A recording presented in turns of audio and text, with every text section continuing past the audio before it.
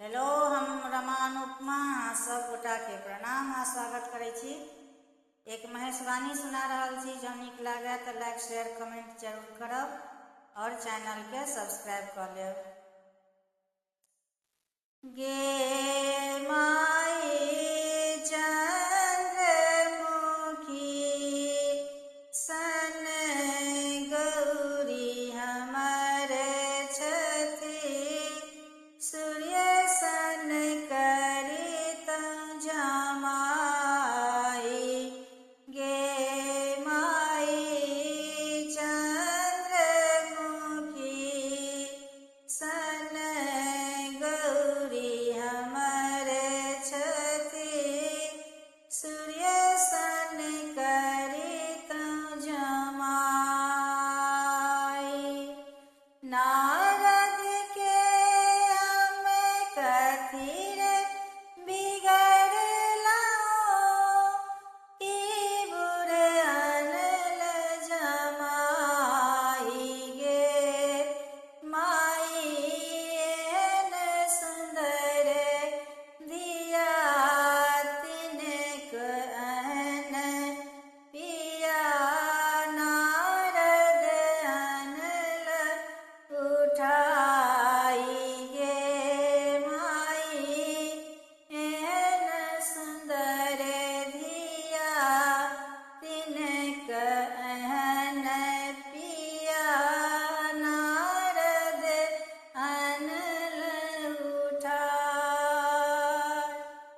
गे माई चंद्रमुखी सन गौरी हमर छथि, सूर्य सन करित जमाई।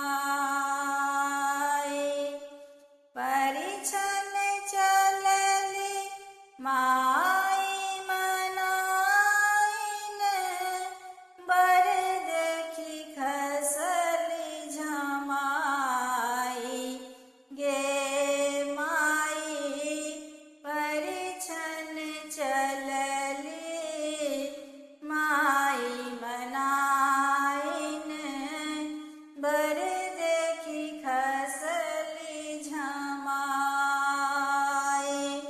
हम नहीं बियाहब इहो तपस्वी वर, मोर धिया रहती कुमारी।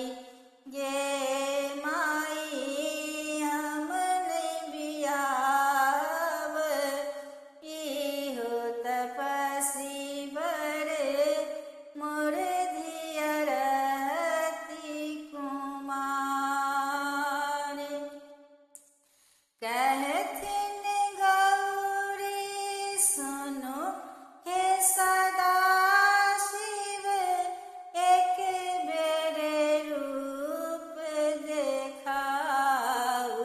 गे माई देखी जुरेती माई मनाइन, देखत नगर समाज।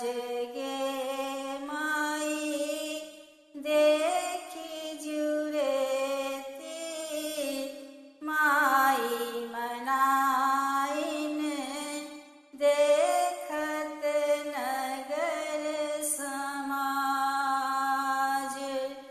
भनहि विद्यापति सुनु हे मनाइन, यह छथि त्रिभुवन ना